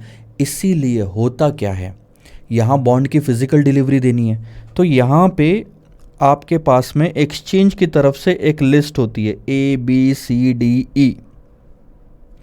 इस लिस्ट में से जो बॉन्ड आपको डिलीवर करना है कर दो, और उस दिन की बॉन्ड की प्राइस होगी यहाँ पे। लेट्स से फॉर एग्जांपल मन से ले रहा हूँ 94, 101, 97, 110, 140 ले लिया। अब आपके पास में आपको फिजिकल डिलीवरी देनी है, आपको बॉन्ड बेचना है, बेचने की प्राइस आप पहले ही डिसाइड कर चुके हो शॉर्ट में 100 रुपये में, यानी कि ये प्राइस पे आप बॉन्ड खरीद लो एक्सपायरी पे और 100 में बेच दो। बॉन्ड कोई भी बॉन्ड जो आपको लगता है खरीद लो और बेच दो, कोई स्पेसिफिक तो रिक्वायरमेंट थी नहीं जब बेचा तब कि ABCD ही होगा। अब आप क्या करोगे, आप बड़े ही चतुर निकलोगे, आपको पता है बेचने की प्राइस तो फिक्स है, तो खरीदने की प्राइस आप चाहोगे कम से कम हो, तो आप ये वाला जो बॉन्ड है ना A94 वाला खरीदोगे और 100 में बेच दोगे। अब कोई भी पागल थोड़ी 140 में खरीदेगा ताकि 100 में बेचे, तो ये तो करोगे ही नहीं, आप सस्ते से सस्ता वाला बॉन्ड करोगे। और ऐसे में क्या होगा, हमेशा हर सेलर ऐसे ही करेगा, सस्ता बॉन्ड चूज करेगा, तो आप ही कोई प्रॉफिट होगा हमेशा। दूसरी जो पार्टी है जिसने IRF आपसे खरीदा था उसको तो कभी प्रॉफिट होगा ही नहीं, और अगर उसे पता है ये चीज़ पहले दिन से तो वो कभी आपके साथ कॉन्ट्रैक्ट में एंटर करेगा ही नहीं। तो ऐसा हो नहीं सकता। अगर वो आपसे खरीदने रेडी नहीं है तो आपकी पहले ये पोजीशन ही क्रिएट नहीं होगी। भूल जाओ, ये सब तो बाद में की बात है। तो पंगा क्या आएगा कि आपको उस दिन प्राइसेस तो मिल जाएगी ABCDE की, लेकिन जब आपने शॉर्ट करा ना, ये लिस्ट आपको उस दिन नहीं आई, ये लिस्ट आपको पहले ही पता थी, एक्सपायरी पे नहीं, ये लिस्ट आपको पहले ही पता थी। ये प्राइसेस तो आपको एक्सपायरी पे पता चलेगी, लेकिन बॉन्ड कौन कौन से रहेंगे ये लिस्ट आपको पहले पता थी। यहीं पे ध्यान देना, A B C D E. और इसके साथ आपको एक और चीज़ पता था, वो था sir let's say for example 1.01, 0.95, मैं अपने मन से ले रहा हूँ 0.98, 1.10, 1.20, ठीक है, ले लिया। या फिर आप इसको ले लो 1.70। अब ये क्या है सर, ये आपको पहले से पता रहेगा, इसे कहा जाता है कन्वर्जन फैक्टर। इसका मतलब जो आप बॉन्ड बेचने की बात कर रहे हो उसकी प्राइस तो 100 रुपये है, लेकिन अगर आप आज आपको ये दे दिया, कन्वर्जन फैक्टर भी दे दिया, किसी को नहीं पता कि प्राइसेस उस दिन क्या होने वाली है, तो वो चीज़ बनी रहेगी। अब आप अगर एक्सपायरी पे बॉन्ड ए बेचने का डिसाइड करते हो तो आपको 1.01 इंटू 100 रुपीज़ मिलेंगे। सेल किया ना तो पैसा मिलेगा। अगर ए बॉन्ड बेचना चाहते हो तो ये जो कन्वर्जन फैक्टर है इनटू आपका जो डिसाइडेड रेट था आईआरएफ का, वो मल्टीप्लाई करके आपको पैसा मिल जाएगा। तो 100 इंटू 1.01 मिलेगा ये बेचने पे। तो अब क्या होगा ध्यान देना, मैं ए बॉन्ड को खरीदूंगा 94 पे, और जब बेचूंगा तो बेचने की प्राइस क्या आएगी 100 इंटू 1.01। अब मैं इसको थोड़ा नीचे ले लेता हूँ ताकि जगह मिल जाएगी लिखने के लिए, यहाँ ठीक है। तो मैंने बेचा कितने पे, 100 इंटू 1.01, दैट्स 101 रुपीज़। तो ये मेरी सेलिंग प्राइस बनती है उस दिन, जो भी डिसाइडेड रेट था मल्टीप्लाइड बाय ये फैक्टर। 100 इंटू 0.95, 95 रुपीज़, 98, 110 और 170। देखो 95, 98, 110, 170। अब आप यहाँ पे क्या निकालोगे पता है, आप निकालोगे कि अगर आपने कौन सा बॉन्ड बेच के कौन सा खरीदा तो प्रॉफिट लॉस आपको क्या होगा। 94 में खरीद के 101 में बेचा तो 7 रुपये का प्रॉफिट होगा सर आपको। 101 में खरीद के 95 में बेचा तो 6 रुपये का प्रॉफिट लॉस होगा। 97 में खरीद के 98 में बेचा तो 1 रुपये का लॉस है। 110 में खरीद के 110 में बेचा तो 0 का लॉस है। 140 में खरीद के 170 में बेचा तो 30 का प्रॉफिट है। अब आप बताओ कौन सा बॉन्ड आप उस दिन डिलीवर करोगे अगर फिजिकल डिलीवरी करनी पड़ी तो। बहुत सिंपल सी बात है, ये वाला बॉन्ड। क्यों? क्योंकि उसमें प्रॉफिट ज़्यादा है। भले ही आप प्राइस देखोगे तो यार इतना महंगा क्यों खरीदे, आप बाकी देखो ही मत। आप एक काम, उस दिन सिर्फ इतना देखोगे तो आप बोलोगे यार कौन सा बॉन्ड खरीदूं, आप बोलोगे ए आपने एक सस्ती प्राइस देख के कर लिया। ये तो देखो कि उसको बेचने पे मिल क्या रहा है। आप यहां देख रहे हो कि बेचने पे इसमें ज़्यादा मिल रहा है, भले ही ज़्यादा में खरीद रहे हैं लेकिन मिल भी और ज़्यादा रहा है। तो ये हो गया आपका बॉन्ड, और इसे कहते हैं, ध्यान देना, बहुत अच्छे से ध्यान देना सर ये कॉन्सेप्ट को, इसको कहते हैं चीपेस्ट टू डिलीवर। कौन सा बॉन्ड सबसे सस्ता है डिलीवर करने के लिए? तो सबसे सस्ता इस प्राइस पे डिपेंड नहीं करता, ना ही इस प्राइस पे डिपेंड करता है। डिपेंड करता है कि कौन से बॉन्ड को डिलीवर करने पे प्रॉफिट सबसे ज़्यादा या नुकसान सबसे कम हो रहा है। तो चीपेस्ट टू डिलीवर बॉन्ड कैसे डिसाइड होता है सर? बहुत सिंपल है। जो चीज़ मैक्सिमाइज करती है प्रॉफिट को,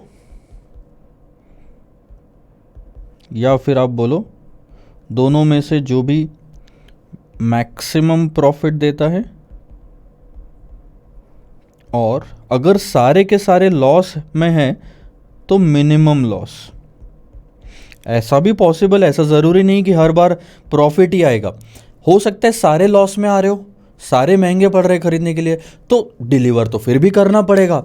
मुकर नहीं सकते सर, ऑप्शन थोड़ी है आपके पास में, ऑब्लिगेशन है तो करना तो पड़ेगा ही। अब आप लॉस हो या प्रॉफिट हो, आपके पास इतने ऑप्शंस है, तो लॉस में भी अगर होगा तो सबसे कम लॉस जिसमें होगा वो बॉन्ड डिलीवर करना, कहानी खत्म।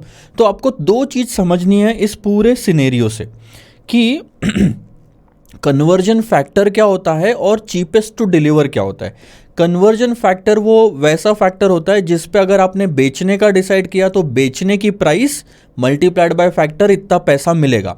अगर वही आपका लॉन्ग IRF होता तो 100 रुपये में आपने खरीदने का प्रॉमिस किया होता, तब आपको 100 रुपये मल्टीप्लाइड बाय 1.01 101 में खरीदना पड़ता, 94 में बिकता।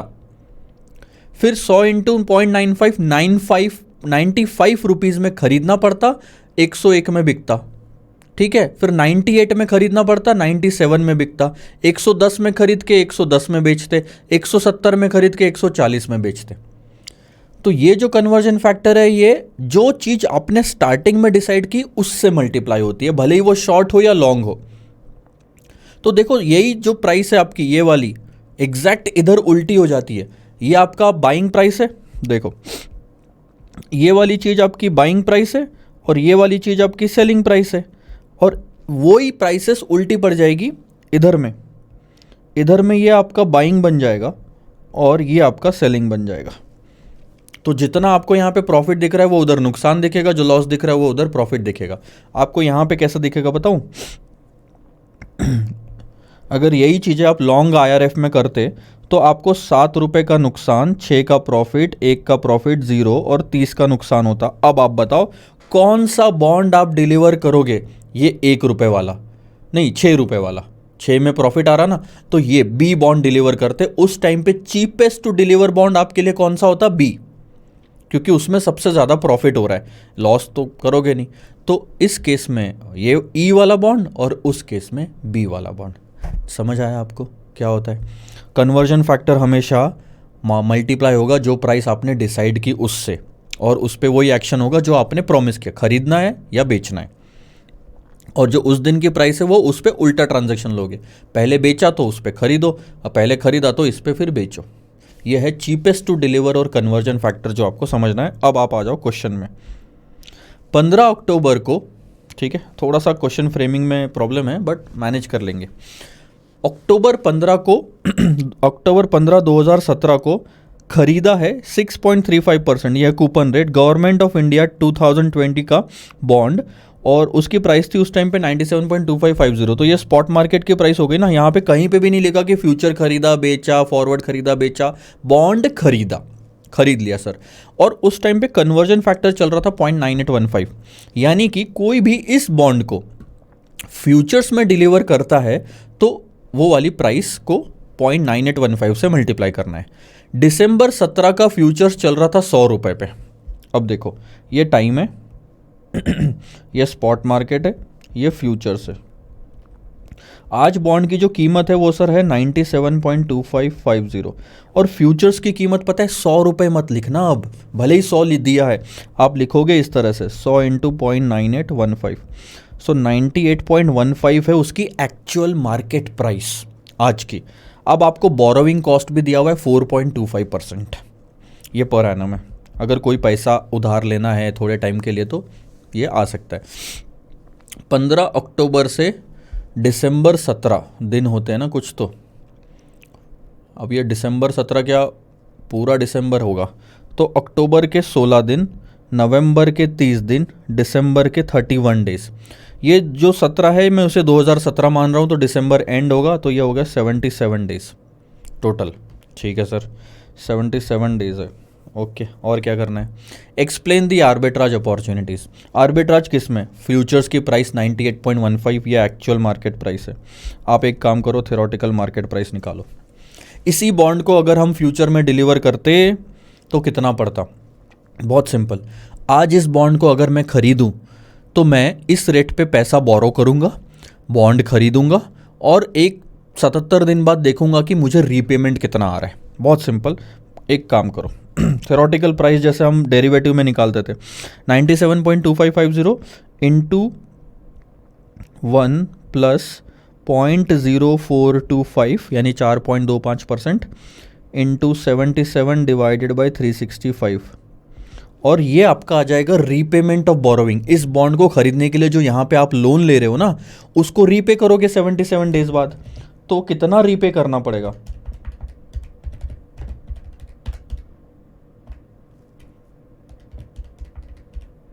अब देखो, आपको यहाँ पे रीपेमेंट करना पड़ता है 98.127, ठीक है, 98.127, एग्जैक्ट सही बोल रहा हूँ गलत बोल रहा हूँ? फिर से कैलकुलेट कर लेता हूँ ना एक बार।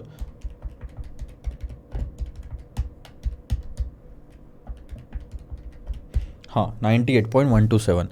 अब आप देखो उस दिन बॉन्ड खरीदने के लिए स्पॉट मार्केट में आज बोरो करो और एक 77 दिन तक 77 डेज तक अपने पास रखो, तो इस दिन पे आपके पास बॉन्ड भी होगा और आपका आउटफ्लो इतना ही होगा।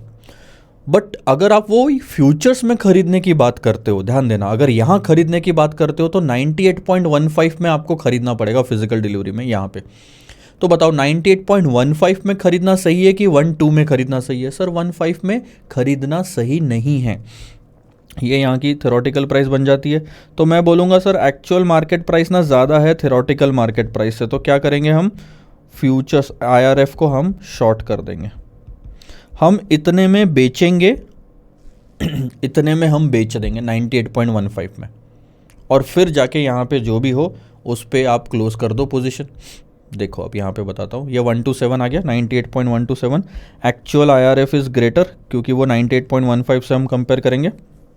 तो आज हमने बॉन्ड खरीदने के लिए पैसा बोरो किया, बॉन्ड को खरीदा तो पैसा दे दिया, शॉर्ट करा, ज़ीरो आ गए, फ्यूचर्स को हमने बेच दिया ना। क्यों बेचा?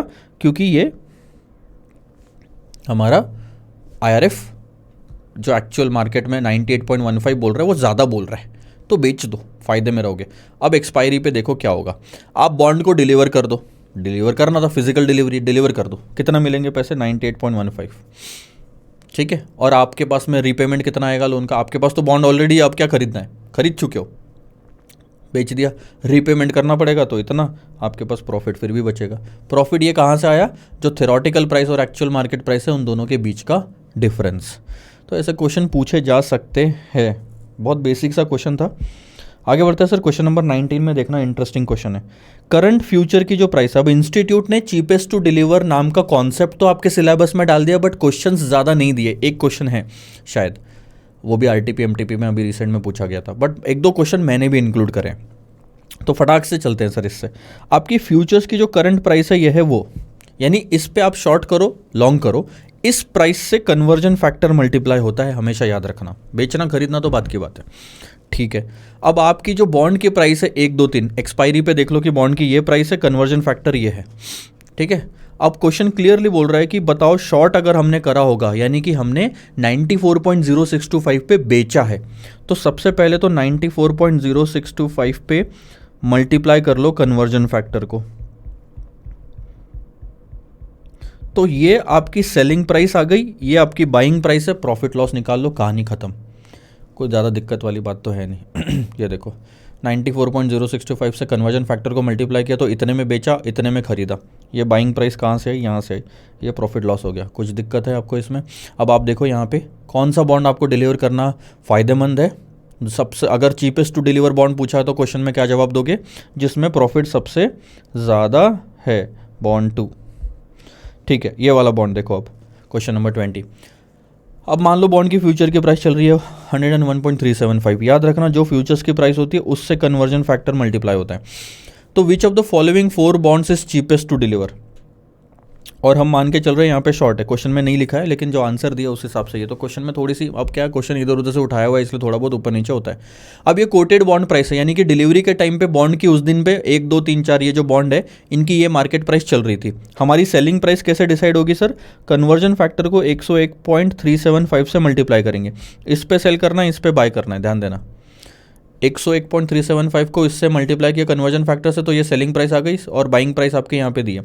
अब आप नोटिस करोगे कि सेलिंग प्राइस बाइंग प्राइस से हमेशा कम आ रही है और सब में लॉस आ रहा है आखिरी में, और फिर भी डिलीवर तो करना है क्योंकि आपने प्रॉमिस करा। तो ऐसे केस में कौन सा बॉन्ड डिलीवर करोगे? बॉन्ड नंबर 4 डिलीवर करोगे क्योंकि उसमें सबसे कम नुकसान है। ये देखो CTD bond is the bond 4। तो ये चीज़ समझ आई ना कि लॉस में भी सबसे कम करना तो पड़ेगा ही, मना नहीं कर सकते। Cheapest to deliver bond, cheapest to deliver का मतलब है कि देखो डिलीवर करना तो कंफर्म है, अब आप ढूंढ लो कि आपको सबसे कम नुकसान में या सबसे ज़्यादा प्रॉफिट में कौन सा बॉन्ड पड़ रहा है, करना तो पड़ेगा। बस ये 2 क्वेश्चन हो गए। अब आरटीपी का आई थिंक एक क्वेश्चन है, ये अच्छा है। ये पूछा था इंस्टीट्यूट के मटेरियल में रिसेंट में अप्रैल 21 में, जबकि सिलेबस में 2018 से है। तो वो 3 साल तक तो कुछ पूछा ही नहीं, सिलेबस में था कॉन्सेप्ट लेकिन कभी पूछा नहीं। अभी भी इंस्टीट्यूट ने एग्जाम में नहीं पूछा, लेकिन अब आ सकता है क्योंकि अप्रैल 21 के एमटीपी में आ चुका है ये क्वेश्चन। देखो, मार्च 2020 को XYZ बैंक ने सेल कर दिया कुछ 7% के इंटरेस्ट रेट फ्यूचर, जिसका नोशनल 7.5% का कूपन बॉन्ड था। All and all short position आपने बॉन्ड में ले ली। अब exchange provides following details for the eligible securities that can be deliver. Exchange खुद ही प्रोवाइड करेगा ना, आपके हाथ में नहीं है। फ्यूचर्स एक्सचेंज ट्रेडेड है, आपके हाथ में नहीं है कि आप अपने मन से कुछ भी दे दो। हाँ, लिस्ट दे दी, अब इसमें से आपको जो डिलीवर करना है करो, आपको जो डिलीवर करना है करो। ध्यान देना, आपका एक्सपायरी पे कोटेड बॉन्ड प्राइस आ जाएगी कि ये में से ये बॉन्ड है प्राइस, ये बॉन्ड पे ये प्राइस पे अब आप क्या करोगे सर, बाय करोगे। ये तो कंफर्म है। क्यों सर? क्योंकि आपने पहले ही बेच दिया था, और बेचने की price recommend the security that should be delivered by the XYZ bank. अगर फ्यूचर का सेटलमेंट प्राइस है 1000, जो डिसाइडेड प्राइस था सेलिंग का वो 1000 है, तो इसको 1000 से मल्टीप्लाई करो ना, और ये है आपकी शॉर्ट पोजीशन। शॉर्ट में से बाय माइनस कर दो, प्रॉफिट लॉस आ जाएगा। देखो 1000 की सेटल फ्यूचर प्राइस, उसको कन्वर्जन फैक्टर से मल्टीप्लाई किया तो ये आ गई। इसमें से कोटेड बॉन्ड प्राइस माइनस कर दो तो आपका प्रॉफिट लॉस आएगा, और आपको दिखेगा कि ये बॉन्ड सबसे सस्ता पड़ रहा है बेचने के लिए, डिलीवर करने के लिए, क्योंकि प्रॉफिट उसमें सबसे ज़्यादा है 42 का। तो कौन सा बॉन्ड हो गया? बॉन्ड नंबर नहीं है, 6.80 वाला, ये रहा। ये परसेंटेज होता है coupon rate. Coupon rate, government of India और मेच्योरिटी, तो ये बॉन्ड आपका ऑप्ट होना चाहिए। कितना आसान है। Question number 22। अच्छा, यहाँ से सर आपका इंटरेस्ट रेट ऑप्शन शुरू होता है, तो अब हम आ जाते हैं इसमें। अब आप ध्यान देना, आपका इंटरेस्ट रेट फ्यूचर्स यहाँ पे कवर हो गया, यहाँ पे भी कवर हो गया। ये क्वेश्चन छोड़ा था, आर्बिट्राज भी देखा हमने इंटरेस्ट रेट फ्यूचर्स में, छोटा सा ही था। और ये चीपेस्ट टू डिलीवर के 2-3 क्वेश्चन देखे। ये वाला क्वेश्चन आप इंपॉर्टेंट मार्क कर लो, ये वाला, क्योंकि ये इंस्टीट्यूट ने पूछा हुआ है। बाकी 2 तो मैंने अपने इधर उधर की बुक से निकाल के डाला था, बट ये इंस्टीट्यूट का है तो वो उसको ज़्यादा तवज्जो देंगे हम। अब सिर्फ 2 कॉन्सेप्ट बचे हैं सर आपके इंटरेस्ट रेट रिस्क मैनेजमेंट के चैप्टर में। एक है इंटरेस्ट रेट ऑप्शन, जो कि चालू होगा क्वेश्चन नंबर 22 से 26 तक, यहाँ तक ज़्यादा नहीं है। 22, 23, 24, 25, 26 5 क्वेश्चन है, और आसान है कॉन्सेप्ट। इंटरेस्ट रेट ऑप्शन, और उसके बाद इंटरेस्ट रेट स्वैप्स पे कुछ 7 क्वेश्चन है। 1, 2, 3, 4, 5, 6, 7, 8, 9 है, 26 के बाद 34 तक तो 8 क्वेश्चन है ना। 1, 2, 3, 4, 1, 2, 3, 4 तो क्वेश्चन ये हो गए। इसके बाद 5वां ये है आपका स्वैपिंग, और इसके बाद याद होगा तो डेरिवेटिव में भी यहाँ पे एक क्वेश्चन था, लास्ट वाला जो हमने छोड़ा था। तो 8, 9, 10 क्वेश्चन स्वैप के जो हमें कवर अप करने हैं। ब्रेक लेते हैं सर, अगले वाले लेक्चर में हम आएंगे इंटरेस्ट रेट ऑप्शंस का डिस्कशन करने के लिए। वो पार्ट जल्दी हो जाएगा, स्वैपिंग में थोड़ा टाइम लगेगा, बट मज़ा आएगा। स्वैपिंग में तो और आसान है कैलकुलेशन, उसमें कोई फॉर्मूला ही नहीं है। सी यू सर।